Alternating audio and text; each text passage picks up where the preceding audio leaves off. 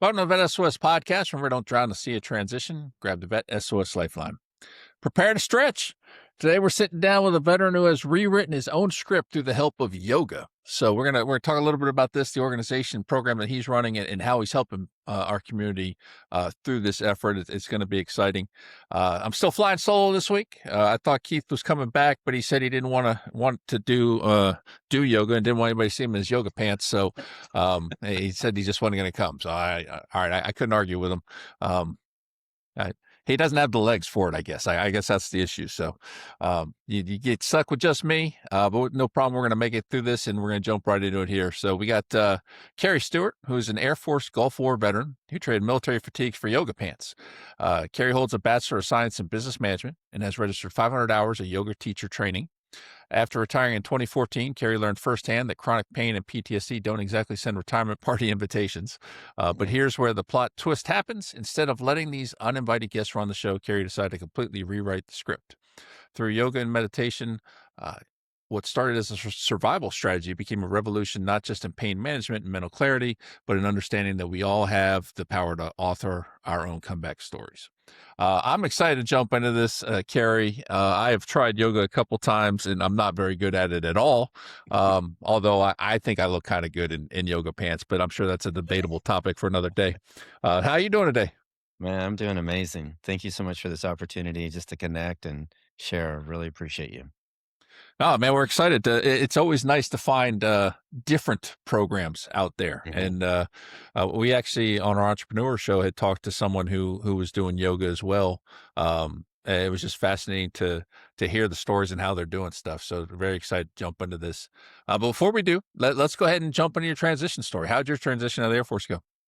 Man, it was really unforeseen. I was a Gulf War veteran, and I was really ill. I had a lot of health related issues back in '99, and I kept going to the doctor for a variety of different things. And we would do these TDY deployments, and I would get really sick, and Mm. I didn't know what was wrong with me. And I was undeployable basically to that point. And I went into the doctor and they just said, "Hey, you've got 45 days and we're kicking you out." And like, I was, what? I thought I was going to be in for 20 years. I thought this was like longevity. I was going to, retire at this. But I realized like I was just really struggling. And I got out and I did a variety of different careers. I got into restaurant, which was profitable, but the restaurant owns you. You don't own it. No matter what you put on the books, you're working a minimum of 60 hours a week, a lot of times 80 hours a week. So it's physically, mentally, demanding. From that, I did a variety of different types of IT work, ended up doing cybersecurity for the USDA. And I became bankrupt. I became a shell of a man, and how I kind of explain it is all those years of trauma and all the things that I faced, during war and after war. I just would put ammo cans and I would bury that trauma in the backyard in ammo cans, and then the next trauma would come in. I'd put an ammo can, and I didn't know how to deal with it. I didn't know who I was. I'd lost my identity. I'd lost my value. I'd lost my worth, and I was making great money, but I was so miserable. My wife came to me just over 12 years ago. So it was December, would have been 12 years. And she just said, "You're not the man I married and you're not the man you used to be." And I was like, oh my gosh. The next line is, "I want a divorce." But instead, she goes, "I want you to retire and I want you to focus on your health and well being." And I was like, okay. So I went into my resignation, and, two big old guys with guns come over to my desk, grab my ID badge, kick me out the door. Not literally, but you know how it is in government organ. I swear they get the biggest guys they can get. They're old ex linebackers, just intimidating. Can't touch their toes, but they walked me out the door, and I went home and called the VA, and I said, "I need help. I don't like the thoughts I'm having. I don't like who I've become. I don't like any of it." And they sent me out to New Jersey for Gulf War testing, and they suggested 3 modalities. They suggested Tai Chi, heard of it, never done, yoga, heard of it, it's like, yeah. And then the other one was biofeedback, and at that point, I didn't understand what biofeedback was. I was thinking biohazard, biochemical. I was thinking of all the stuff that we engaged during the Gulf War. I'm like, I'm shying away from that. And, Everything you ingested. exactly. And so, I landed back in Kansas City, and the VA had an appointment with me with Dr. Black out in Leavenworth. And I drove out there, and this guy's talking about transcendence and just a lot of like psilocybin and THC and all this stuff. And I'm like, who is this guy? I'm like, are you a VA doctor? I was very curious. And he goes, nah, man, I got my own private practice in Lawrence. They just hired me to come down, and I sat in a chair and I listened to some calm music. I took some deep breaths and I concentrated on an intention. He goes, really kind of, how do you want to feel? I was like, man, I just want to feel relaxed. And so I did this for 20 minutes, and I was like, and he's measuring my pulse. I'm like, how'd that thing go down 10 beats? So on the drive home, I had a 45-minute drive home, and I remember driving, I was just breathing. I was doing this box breathing. I didn't know what that was. Never heard of that before. We'd all did, breath work and training during firearms. It's vital.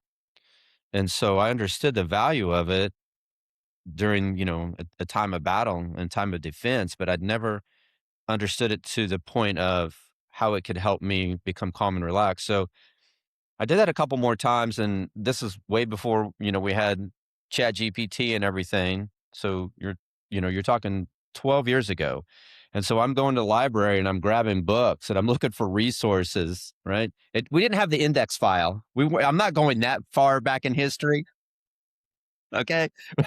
We're not pulling out the cue card and then walking around, but literally I'm on Google trying to find resources over what is this biofeedback and what is this breath work. And so then I dove into mindfulness and meditation. And so um, we lived across the street from a meth head, and he just got out of prison and he did a drug deal, and he had got this pet bull on a drug deal and had a chain bolted to its or a collar bolted to its neck, and it was just skin and bones. Been living in a hotel, and the dog kept running across the street. So we took the dog, and his name was Prince. And every morning I would get out and I would go to a park. I would go somewhere, and I would just breathe, and I would set an intention. And I wouldn't get up out of that spot until I was completely calm and completely relaxed and completely reset. Because my wife gave me permission. She's like, you're retired. I want you to focus on your healing journey. That's it. That's all you're going to focus on is yourself finally. So then I would do that again at noon, and then I would do it again in the afternoon. So, and I can't tell you how long I would sit or lay down. I would take a blanket. I would go to some park and I would just lay there until I felt calm and relaxed. It didn't matter how long it took. I didn't set a timer.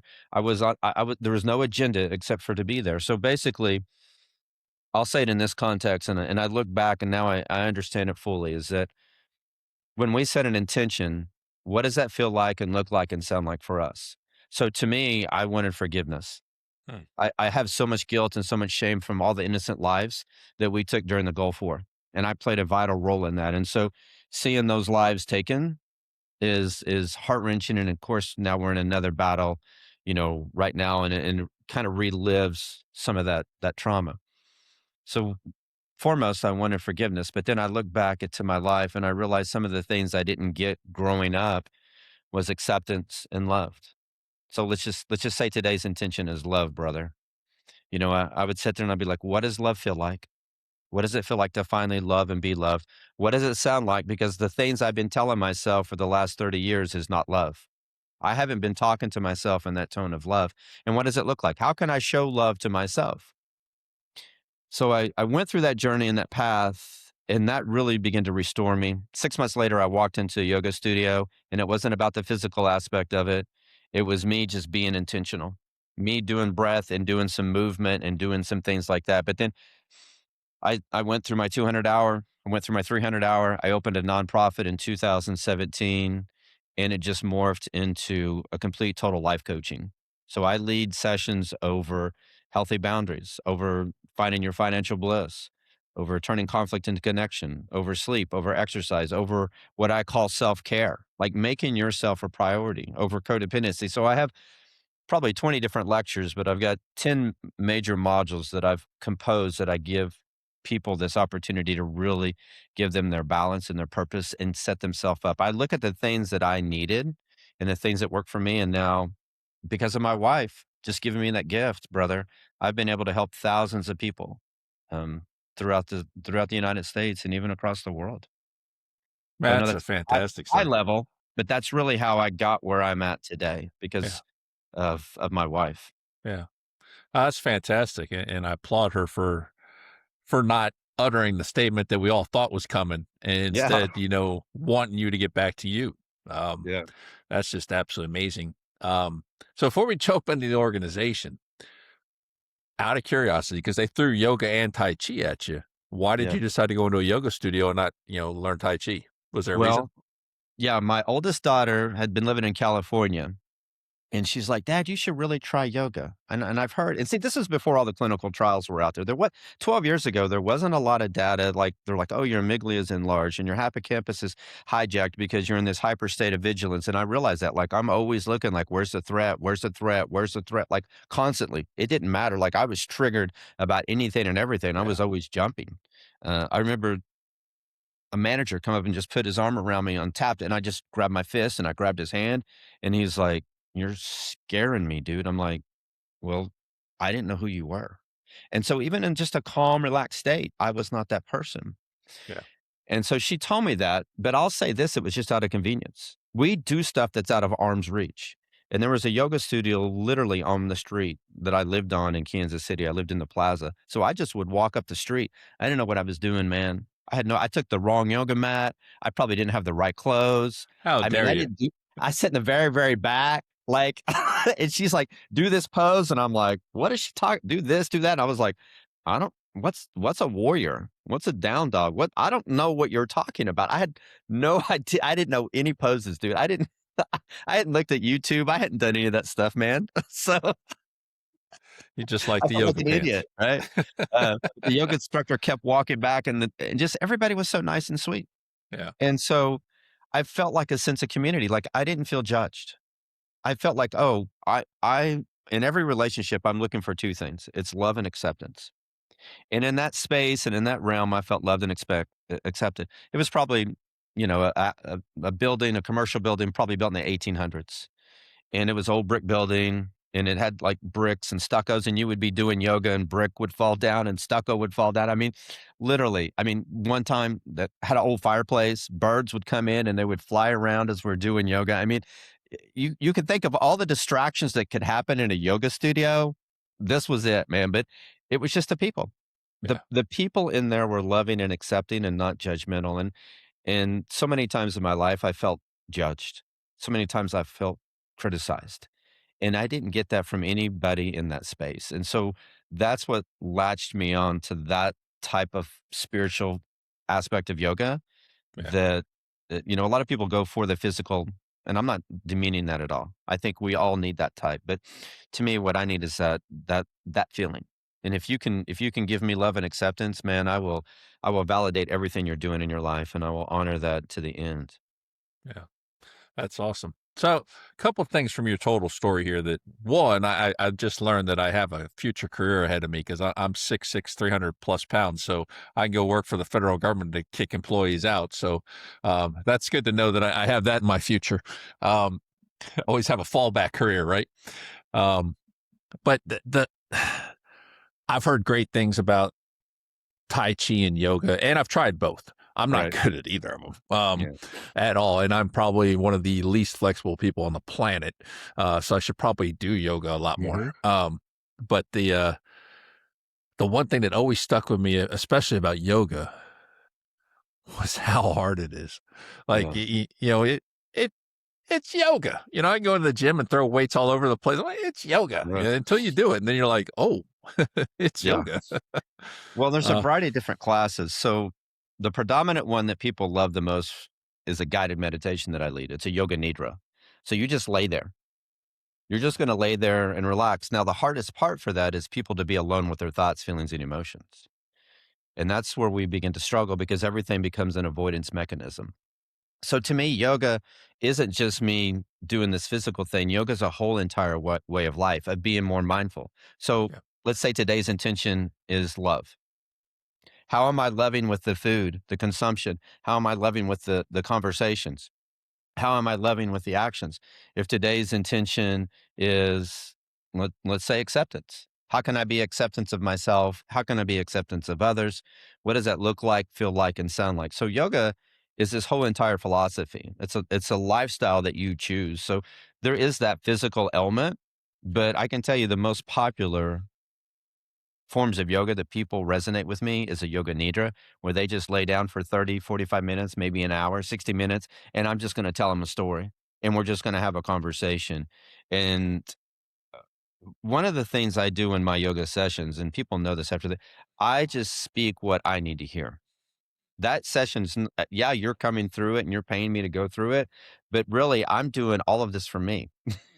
I'm telling myself what I need to hear. I'm doing what I need to do for me. You just happen to be part of the audience and engaging in this conversation.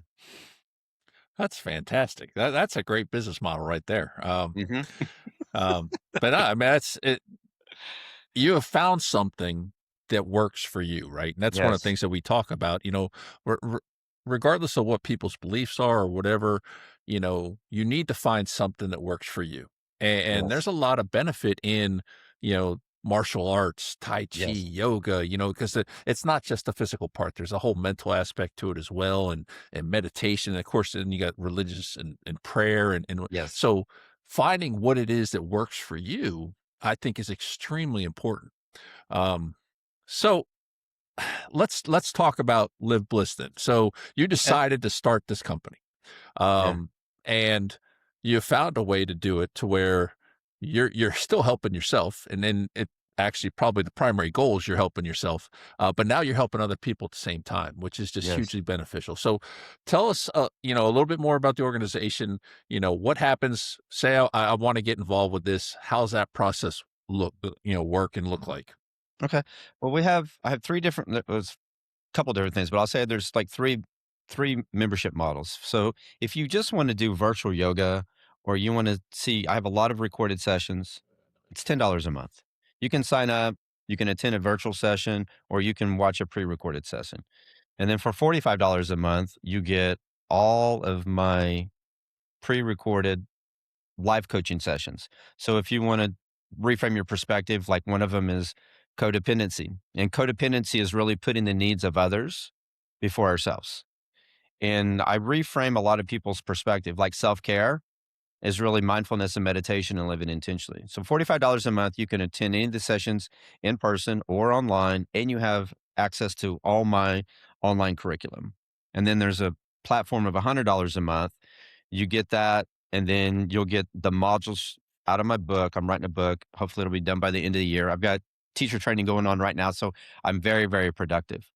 But then also you get 2 sessions with me every month, and we can discuss whatever. Those are normally not yoga sessions, those are life coaching sessions, like, "Hey, I'm struggling in this area of my life," whether it's weight or, "Hey, my relationship with my wife or my husband or my kids." I now have a lot of youth, as kids, and so I'm very curious. So if you came to me as a client and you're having this one specific kind of challenge, I'll go through and do all the research I can over it. So I have 5 young girls that are clients that are teenagers, and the struggles that they go through are just I mean, the things that they've been through, um, are so challenging for me and for them. And so what I've done is I've created a module, a workbook, a 30-day workbook for those girls to complete, and then I've completed or created a companion model for the parents, so then they can kind of objectively look and have these questions. So I've always been a lifelong learner. And so I've been doing this research now for over 12 years of a variety of different topics. When I couldn't sleep very well, I'm like, well, I'm retired. What else am I going to do? I'm not going to sit around and smoke and drink. I'm living this holistic, healthy lifestyle. So let me understand what it is that's going to get me better sleep. So let me figure out what Yale and Harvard, let me figure out what resources are out there and let me try to give that to the community. And so that's how it's always been. And so I have a bunch of different sessions over a bunch of different topics because it's all really interrelated. Once we get better sleep, then we can be more consciously aware. Once we become more consciously aware, we can begin to lose weight and we can begin to maneuver again and things like that. So I also do corporate events. So I've got a contract with the Department of Corrections in Missouri, and I go out and I've got like the 10 modules that I lead, and I lead that for the Department of Corrections. And then I also do my own retreats. I don't get to do them as much, that costs a lot to do those things, but that's really where I want to go is be able to do more public speaking events, lead my lead my sessions for agencies, but also do just high end level retreats where people can come in and feel loved and feel accepted because you get a whole different dynamic when we meet in person. Like I would have never known you're a foot taller than me. I don't get that over this video conference, Yeah. man. But like when you see me in person, you're like, oh well, I didn't realize he was so short. He's a little man. That's I love meeting people in person for the first time, especially ones I've known for a while, and they're like, "Damn."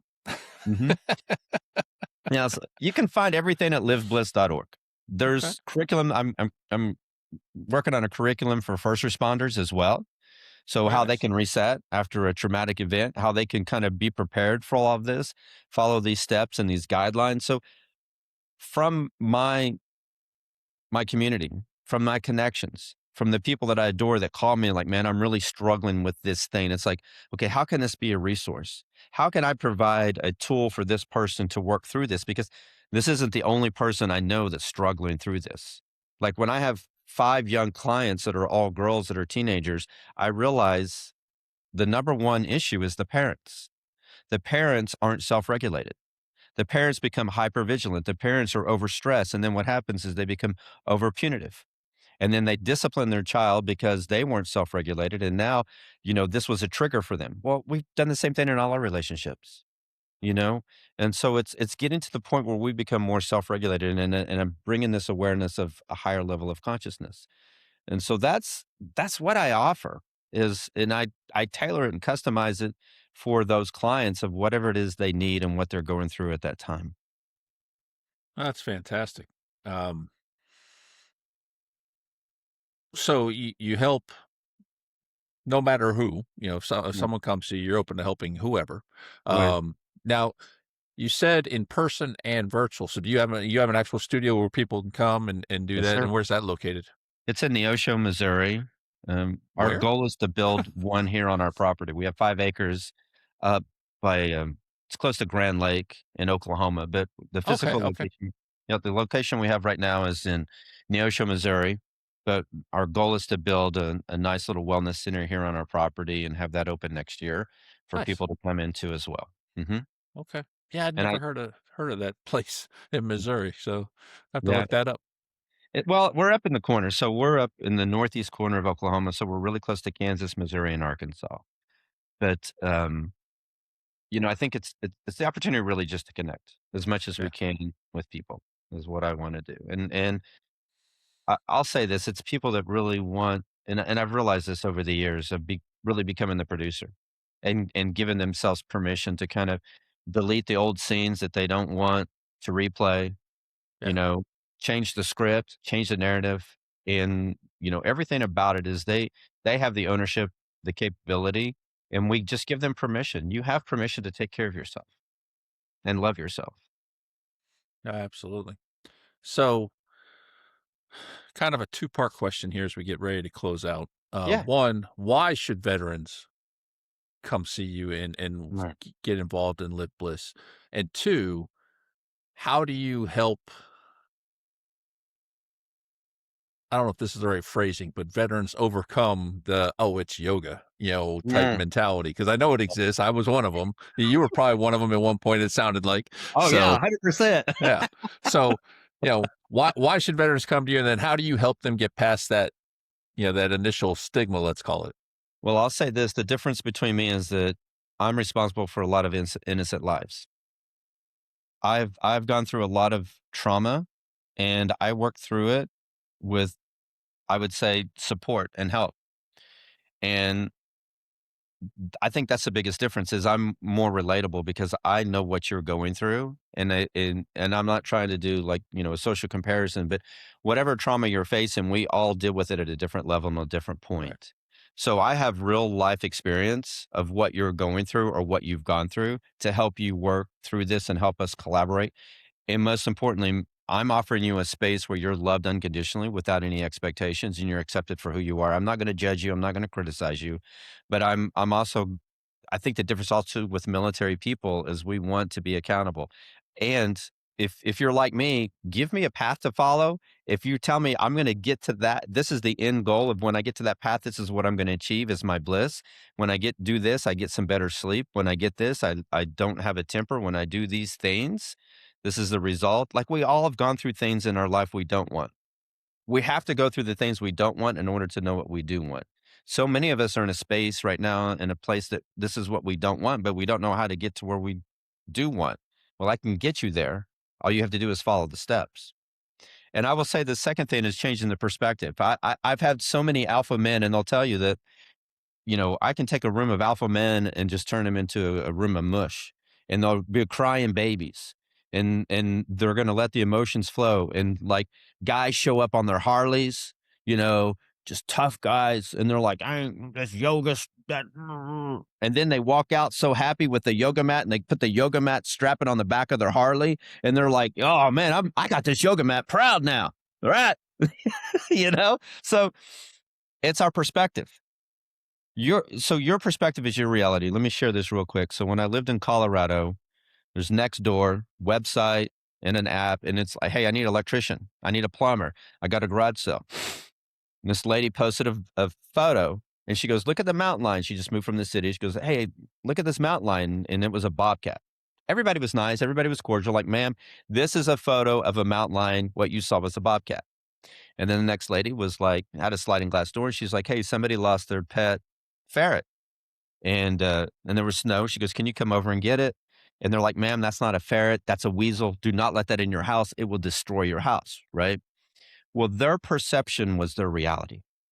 And our perception is based upon re- real life experiences from the past, but there's no really evidence of it. So if you've never done my yoga nidra session, it's all based upon something that you've put in your mind that's not even really reality. It's a skewed version of reality based upon your perceived perception of something else. So it's not really a mountain lion, it's a bobcat. It's not really a ferret, it's a weasel.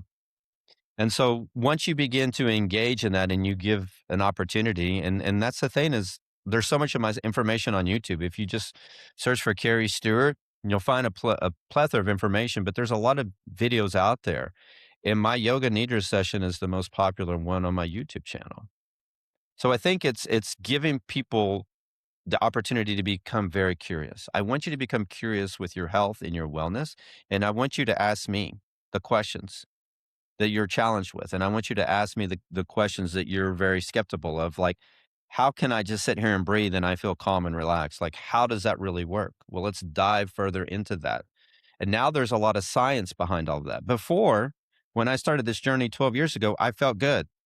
I felt better. I felt calm. I felt relaxed. But there wasn't clinical trials like there are today over all these concepts. So there's science now to prove that breathwork, mindfulness, more of what you eat, how you think, your environment plays a role in everything you're doing.